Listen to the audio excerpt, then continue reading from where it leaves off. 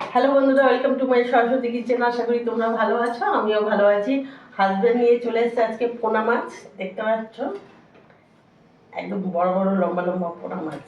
আর এই বড় বড় লম্বা লম্বা গোটা গোটাই পোনা মাছ আজকে করবো, পোনা মাছের কালিয়া। তো তোমরা সঙ্গে থাকো, পুরো ভিডিওটা দেখতে থাকো। তার জন্য এখানে আমি গ্যাসটা ধরিয়ে নেবো, কড়াইটা গরম হোক, মাছ আমি লবণ হলুদ মাখিয়ে নেবো।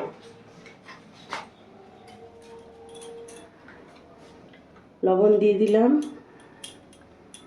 হলুদ গুঁড়ো দিয়ে দিলাম, ভালো করে মাখিয়ে নেব।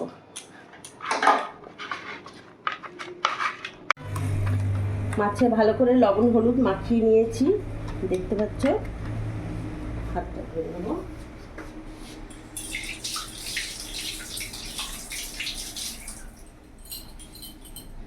এদিকে কড়াইও গরম হয়ে গেছে, কড়াইতে আমি তেল দিয়ে দেবো। রিফাইন অয়েল দিয়ে দেবো, রান্নাটা রিফাইন অয়েলেই করব। তেল গরম হয়ে গেছে, এবার আমি মাছগুলো দিয়ে দেবো।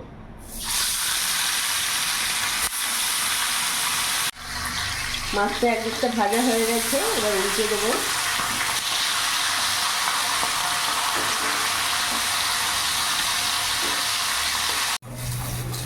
মাছগুলো ভাজা হয়ে গেছে, এবার নামিয়ে ফেলবো। এত বড় মাছ আটকাচ্ছে না। আর তেল দেবো না, ওই তেলের মধ্যে এখানে কালো জিরে ফোড়ন দিয়ে দিলাম। এখানে পেঁয়াজ বাটা টমেটো বাটা একসাথে দিয়ে দিলাম।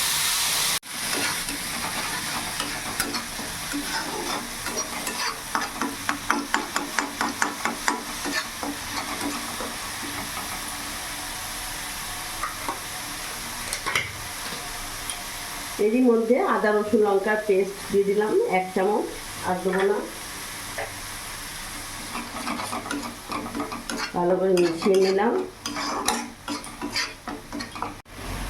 লবণ দিয়ে দিলাম এখানে 1 চামচের মতো, হলুদ গুঁড়ো দিয়ে দিলাম, জিরে গুঁড়ো দিয়ে দিলাম। সামান্য একটু জল অ্যাড করব যাতে মশলাটা পুড়ে না যায়। ভালো করে সব মশলা উপকরণগুলো মিশিয়ে নেব। কালারের জন্য এখানে কাশ্মীরি লঙ্কা গুঁড়ো ব্যবহার করছি।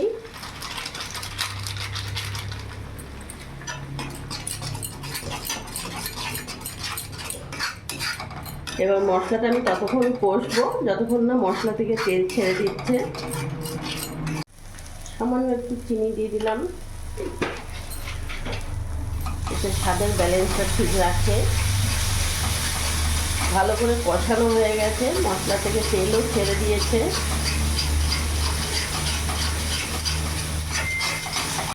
এবার আমি জল দিয়ে দেবো।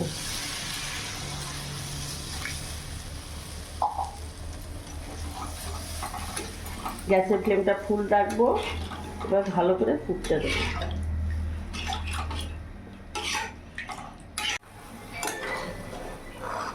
ঝোলটা ফুটে গেছে, এবার আমি মাছগুলো দিয়ে দেবো। মাছ দিয়ে 2 মিনিট আমি ফুটিয়ে নেব।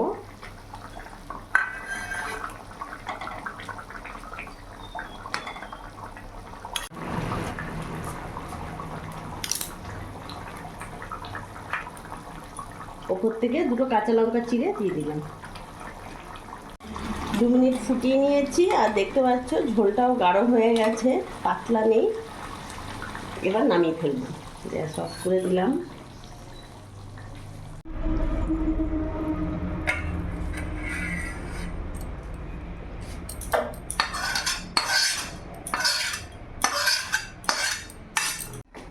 পোনা মাছের কালিয়া রেডি।